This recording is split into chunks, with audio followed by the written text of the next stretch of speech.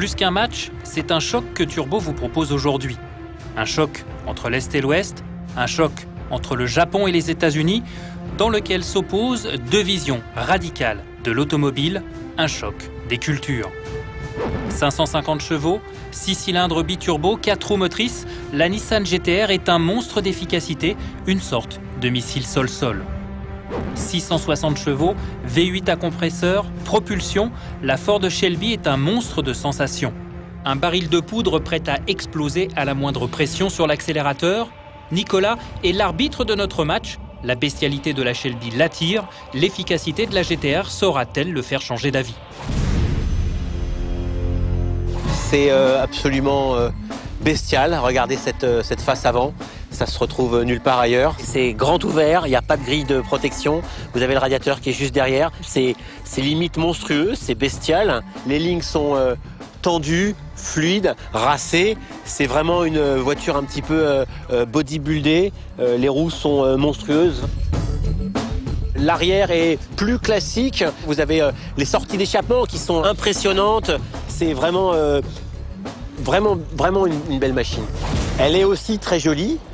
Elle est beaucoup plus polissée, beaucoup plus discrète, bien que les ailes soient bien élargies. La face avant, elle est très classique, évidemment, elle est très basse, le spoiler descend très bas, mais ça pourrait être une autre voiture japonaise. La ligne, elle est fluide, elle est plus courte, elle est moins large que la Shelby. La partie arrière est, à mon avis, tout à fait réussie. L'aileron est très impressionnant. Les sorties d'échappement sont totalement monstrueuses. Je pense que la Nissan est beaucoup plus jolie de l'arrière que de l'avant. Au niveau du look, pour moi, il n'y a pas photo. Mon choix, c'est vraiment la Shelby qui l'emporte. En toute objectivité, il faut bien reconnaître que la Shelby a plus de chiens que la GT-R et c'est donc en toute logique qu'elle ouvre le score. C'est vrai que c'est une voiture typiquement américaine. À l'intérieur, elle est très classique. Il n'y a rien qui dénote. Le pommeau de vitesse, c'est une pure merveille, par exemple. Le volant est très agréable à prendre en main. Il y a deux gros compteurs, compte-tours et compteurs de vitesse. Il y a pas mal de boutons, mais ça tombe bien sous la main et c'est assez fonctionnel. La finition, c'est peut-être un peu en deçà d'un standard européen plus luxueux. Ce sont des sièges qui ne sont pas des baquets, c'est donc quand même assez confortable pour conduire tous les jours. Et en plus très joli, la bande blanche rappelle la peinture sur le toit. C'est plus futuriste, on s'y sent bien, les matériaux sont de meilleure qualité je pense. Il y a des compteurs dans tous les sens, des aiguilles partout, c'est assez impressionnant. Ce qui me déplaît par contre, c'est que je suis un peu plus classique, je préfère le levier de vitesse où on passe les vitesses classiquement. On est bien maintenu au niveau des jambes. Et au niveau des lombaires également, c'est très joli, c'est très bien fini. On sent qu'il y a une attention particulière qui a été donnée. La vie à bord, je pense que c'est incontestable, la Nissan est supérieure. Maintenant, on n'achète pas forcément une voiture pour ce qu'il y a dans l'habitacle, peut-être un peu plus pour ce qu'il y a sous le capot. La Nissan égalise logiquement un partout et que Nicolas se rassure, sous son capot, la GT-R a aussi du répondant.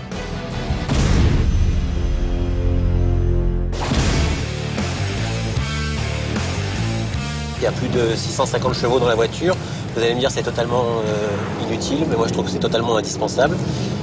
C'est très agréable d'avoir quelque chose qui pousse toujours à tous les régimes, à toutes les vitesses. C'est très délicat à conduire.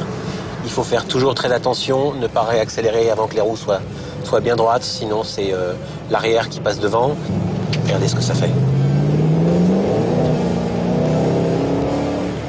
Quand on accélère, le bruit remplit tout l'habitacle. C'est pour moi tout aussi indispensable que la puissance démesurée. C'est uniquement pour le plaisir. C'est pour se faire plaisir. C'est peut-être très égoïste, mais c'est un grand kiff. Ah oui. Oula.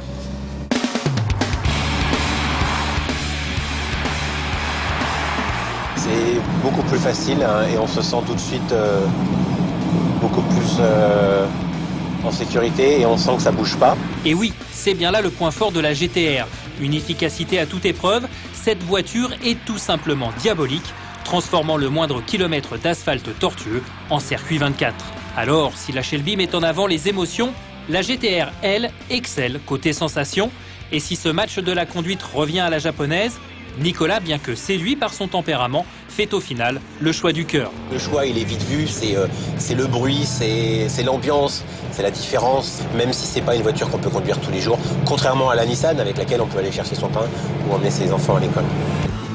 Une victoire qui bien sûr fera bondir les esthètes de la sportivité, mais là n'est pas la considération de Nicolas. Proposées toutes les deux à plus de 92 000 €, la Nissan GT-R et la Ford Shelby GT500 ne s'accordent au final que sur un point, mais peut-être le plus important, celui du plaisir automobile. Ensuite, tout est une question de philosophie, mais aussi de moyens quand même.